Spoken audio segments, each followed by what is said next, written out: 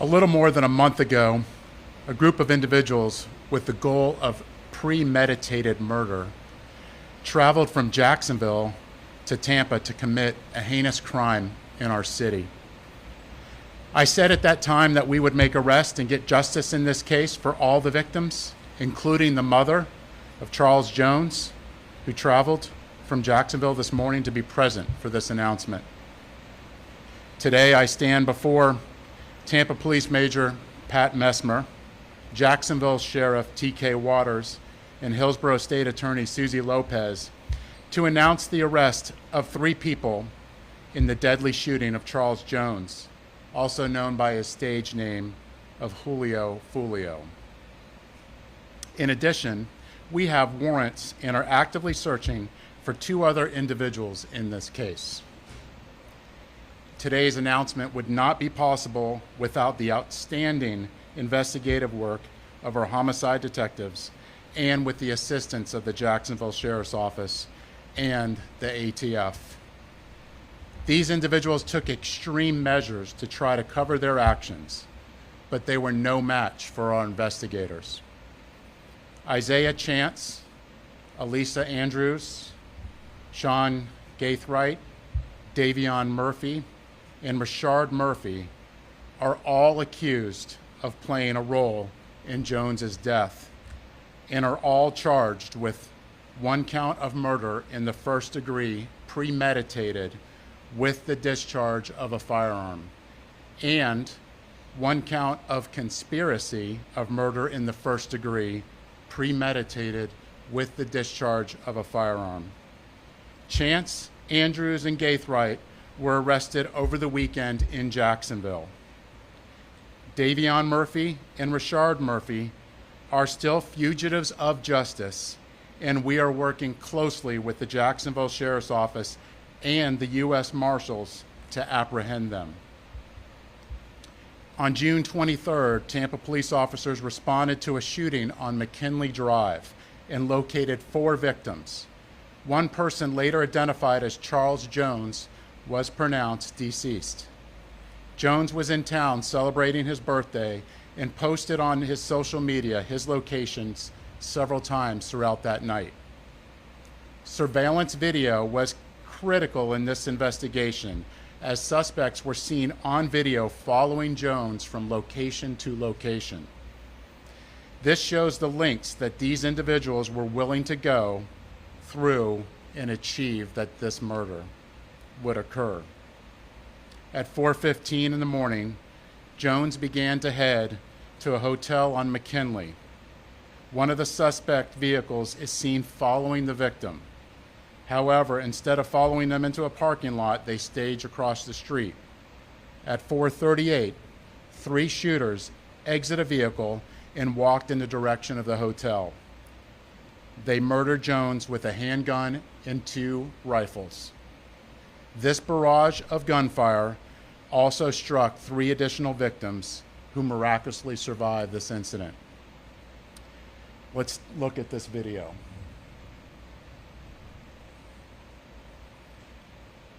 This is at the hotel, and you can see the shooters are getting in position for their planned out murder.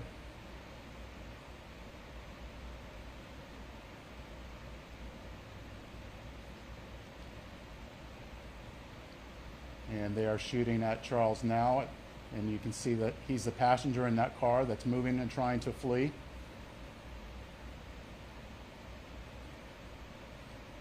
And again, they're still shooting at him. He's the right front passenger in that vehicle.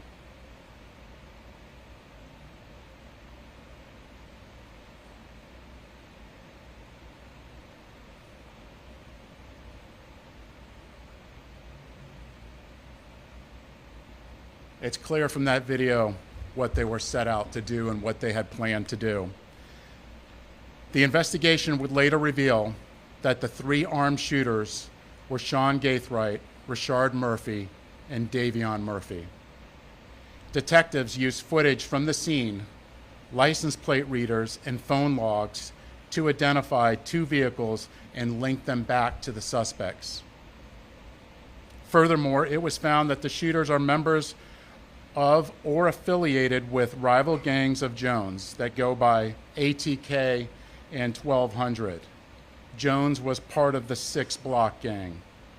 Detectives believe that the ATK and the 1200 worked together to target Jones as part of an ongoing feud in Jacksonville. I want to send a clear message to anyone that the city of Tampa is not where you want to come to settle a dispute.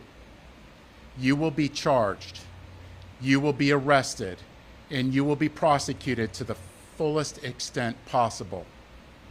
Furthermore, if you're a gang member, there's no alleged immunity through a cone of silence, as our detectives will find evidence needed to make an arrest and hold everyone accountable, just as we did in this case.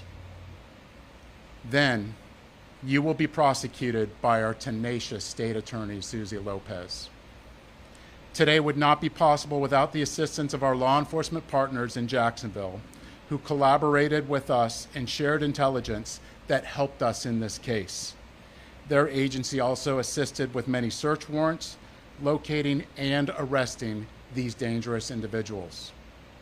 At this time, I would like to invite Jacksonville Sheriff T.K. Waters, followed by State Attorney Susie Lopez. Sheriff. Thanks, Chief. So good afternoon, I'm T.K. Waters, Sheriff of Duval County, Jacksonville, Florida. Thank you, Chief Burkhall, for inviting me to stand with you as we announce these murder arrests. Today, 3 dangerous criminals are off our Florida streets and in police custody where they belong. These individuals have chosen lives of urban terrorism, and with their arrests, we show Tampa, Jacksonville, and the rest of Florida, the rest of this state, that we hold violent criminals accountable. At the Jacksonville Sheriff's Office, we will always work together with our law enforcement partners to ensure that our communities are free of those who choose violence over peace. I want to applaud the investigators from Tampa PD and JSO for their committed collaborative work to bring violent criminals to justice. What I saw in this partnership evidenced the very best of information and resource pooling to ensure public safety. In closing, I want to directly speak to those who choose violence and those who embrace a culture that glorifies violence. Florida, Tampa, JSO, Jacksonville, Miami, wherever you are, will not tolerate foolishness, will not tolerate shootings and needless violence. We will not make excuses for poor decisions. We'll hold you accountable for your criminal actions. Florida is a state of law and order. Law enforcement agencies in this state will always work together to protect the good and decent people who chose to live within the law. And we will always work together to ferret out those who choose the lives of violent crime. Thank you.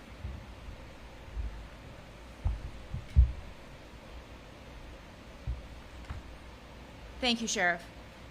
The ongoing fight between these 2 groups spilled over into Tampa last month.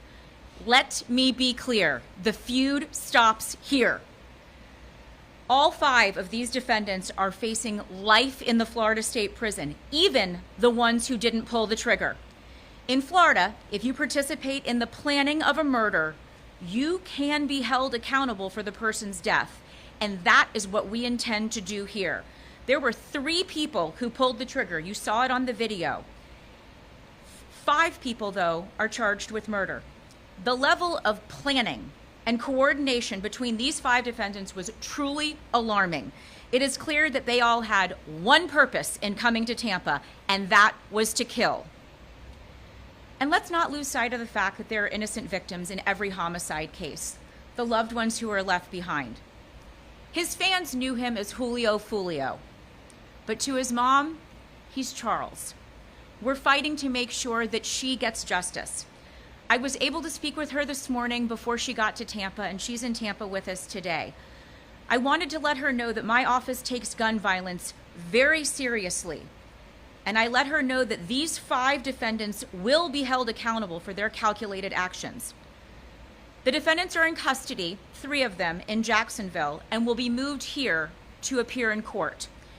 My office will file a motion for pretrial detention to ensure that these dangerous individuals are held behind bars as they await trial, where they belong. I want to commend the Tampa Police Department for this investigation, as well as our collaboration with JSO. The TPD investigation developed a mountain of evidence, and we will work hard to ensure that justice is served for all victims in this case. Thank you very much. I have some time for questions. Sheriff, it looked like a scene from a movie and shootout.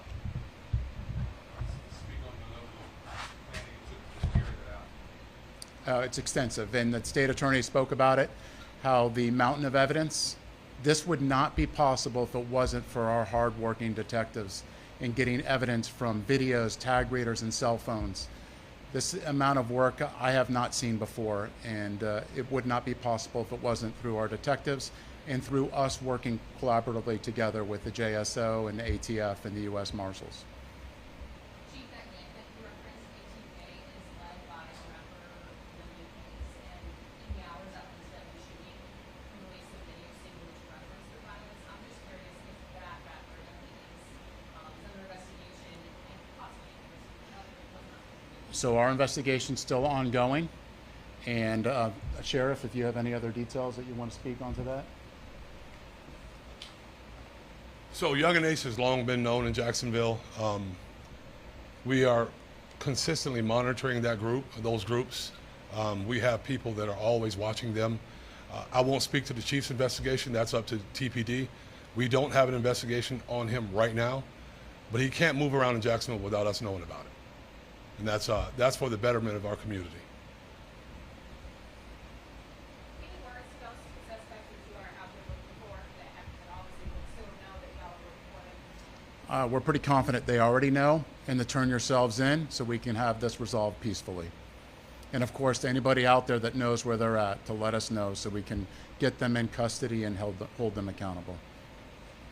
Chief, we've seen gang violence here in the city of Tampa, and now they're coming from other cities. What's the department doing to combat crime? Right now, look at what we're doing right now. We're bringing to justice 5 people in a murder in a case that is very difficult to make an arrest.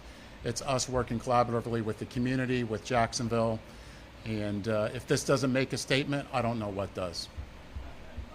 Second question, that area where it happened, around Busch Gardens, there's 74 incidents just this month alone. What do you guys think you can do to ensure that students are safe and people visiting that area? Absolutely. We have officers everywhere. There's particular places in there that we actually are holding accountable for businesses that are allowing this type of activity that we're actually bringing up to a public nuisance abatement. So we are attacking this on all fronts. I just want to get your thoughts when you see that surveillance video. What's your mind?